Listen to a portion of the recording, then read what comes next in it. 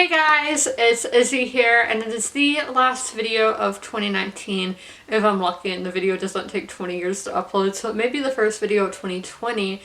But about that, so I am only going to be posting one video a week most likely in 2020, which will be a reading video every Tuesday like we do anyway. Thursdays, I'm probably not going to be making Funko Pop videos anymore just because of the COPPA laws and all that. I already had some of those videos marked that like they took the comments off or deleted from YouTube. So yeah, that's really annoying, but I'm not going to get into the legal stuff and all that. So I will not be making Funko videos anymore, which is really sad because they are something that I love.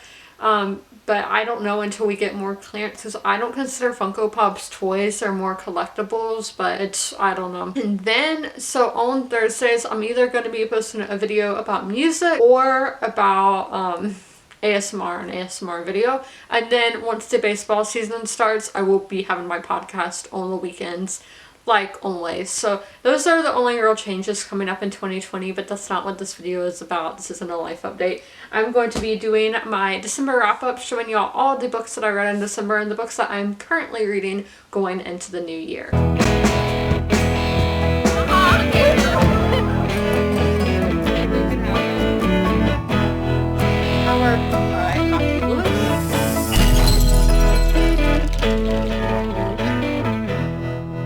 Battery, because we know nothing can go my way on YouTube.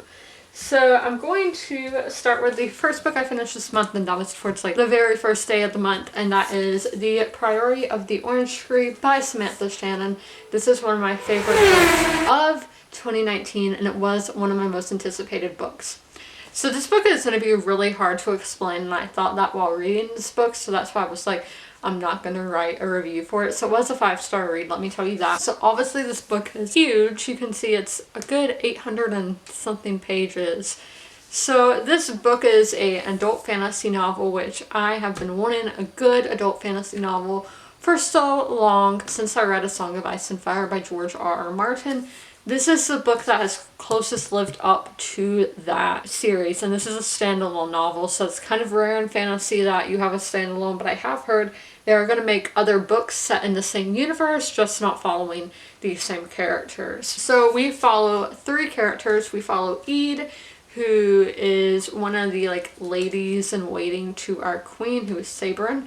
Then we have Tane, who is a and kind of a military thing in the east. And then we have Lothar. I don't know how to say the names because that again is a problem. Artloth, what's that? I don't know, but he was my favorite, and he was in exile. So we follow, those are our 3 point of views, but we obviously, and then you have one point of view that was just randomly there and there, but it's not that, she was only a point of view one time.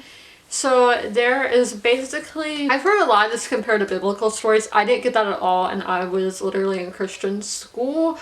There are some like Bible verses like before the chapter starts and all, but I didn't really think this was very biblical inspired. But basically, and I did do reading vlogs on this book, so you can go to Vlogmas and see my thoughts while I was reading it. But we have this story of these dragons and all, and the East view dragons differently than the West views dragons, because in the East they view them as more of, they are allies, they are here to help us in battle and all that, when in the West they are these dangerous creatures that want to kill the queen and that kind of thing. So Enys, I guess is how you say it, is really based on England, on Elizabethan England, and then we have the East, who is based on a lot of Japanese mythology for our main country that we're in. Some of the other countries may be based on other Eastern countries, but we only mainly focus on Sikhi, I guess is how you say it.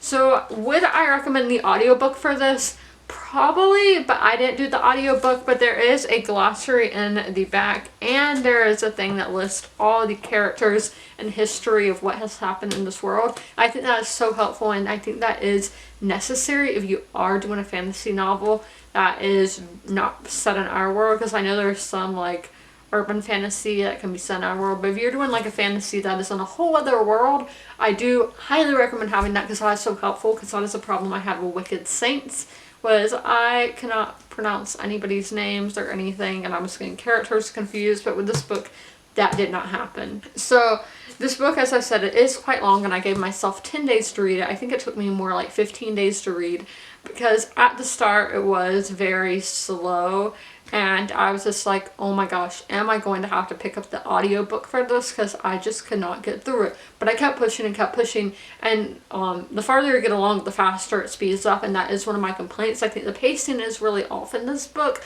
I want to compare it to Game of Thrones, so one episode in season 8, the Battle of Winterfell. This book is basically like that episode. We're preparing for this war to come, preparing, and then when it happens, it's really short and probably not even 5% of the book. So it's just a lot of preparing for that big event, which the big event did. It was really awesome, but I'm just letting you know that it does not last long. But overall, I really did enjoy this book. It lived up to the hype and everything, and I cannot wait to read more books from Samantha Shannon. She does have a trilogy. Yeah, she has a trilogy, The Bone Season, The Mime Order, and The Song Rising, so I'm definitely going to have to check that out. So our next book is a sci-fi novel, and that is Star Wars: The Old Republic: Annihilation by Drew Carpenson. So I gave this book a 3 out of 5 stars. It is not a book problem, it is a me problem. So Annihilation is like the 4th book in the Old Republic series. So this is based on the Old Republic video games that are set in the Star Wars universe. And this is set about, it was like 12,000 years before the original trilogy, before A New Hope. Getting the exact years for y'all. So Annihilation is set, 3,650 years before Star Wars A New Hope.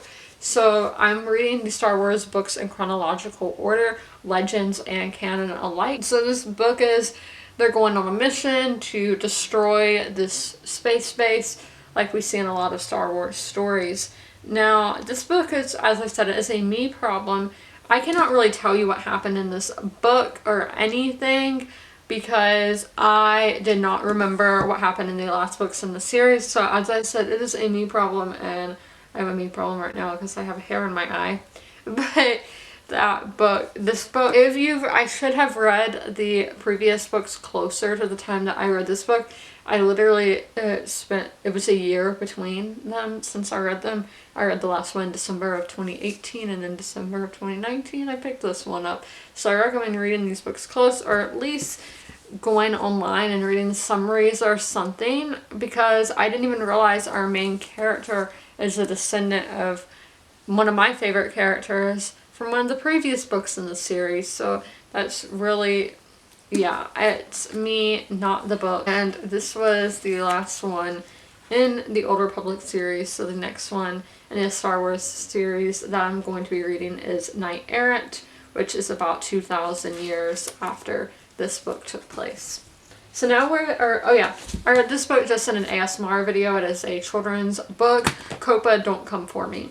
So now we're going to be talking about the books that I'm currently reading. So I'm reading Harry Potter and the Goblet of Fire by J.K. Rowling. Now, I have not really gotten into this book because it's just, I've been so tired in December. I'm not tired at all right now, but I only read this on Sundays, and I've just been so tired that I've only read like the first 3 chapters. Maybe, yeah, the first 3 chapters, and I tried to read 3 chapters every Sunday, so I only read it one Sunday. But this is a great book because I've read it before, and it's a great movie, so I highly recommend checking it out. It is the 4th book in the series, so there's not much that I can say.